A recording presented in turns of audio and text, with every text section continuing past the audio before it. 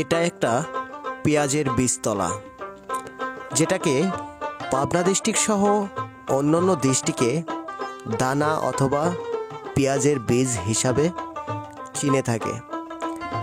এই পেঁয়াজের দানাগুলো 6% জমিতে 1 কেজি পেঁয়াজের যে বীজটা আছে সেটা বোনা হয়।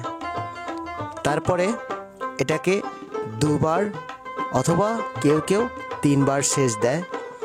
সেচ দেওয়ার পরে এই দানাটা বড় বড় হয়ে যায়, বলতে 8 থেকে 9 ইঞ্চি পরিমাণে যখন হয়ে যায়, 40 থেকে 45 দিন বয়স হলে এটাকে উঠিয়ে মূল জমিতে লাগানো হয়। 1 কেজি দানার দাম মোটামুটিভাবে এই বছরে 1400 থেকে 1500 টাকা প্রতি কেজি চলছে দাম। অন্যান্য বছরে তো 3000 থেকে 4000 টাকা কেজিও গেছে। এই বছরে কৃষকেরা পেঁয়াজের দাম যে পরিমাণে পেয়েছে, তাতে পেঁয়াজের দানা বীজতলা থেকে শুরু করে পেঁয়াজ লাগানো অবধি কৃষকদের প্রতিটা পদে পদে খরচ পড়ে যায় প্রচুর পরিমাণে। সেক্ষেত্রে পেঁয়াজের দাম ন্যায্য মূল্য পায়নি বলে দাবি করে কৃষকেরা। কৃষকদের কথা, এই বছরে যে পরিমাণে পেঁয়াজের দাম পাইছে, সামনের বছর যদি এই রকম পেঁয়াজের দাম তারা পায়, তাহলে পেঁয়াজের আবাদ কমায় দেবে।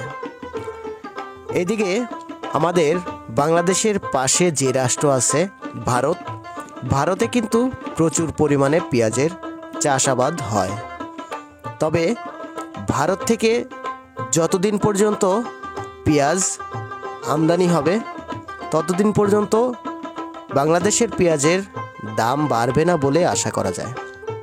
তবে ভারতের পেঁয়াজ যদি কোনোভাবে আসা বন্ধ হয়ে যায়, তখনই কিন্তু বাংলাদেশের পেঁয়াজের একটু দাম বেশি হয়ে যায়। তা নিয়েই কিন্তু বাংলাদেশে অনেকটাই তোলপাড় শুরু হয়।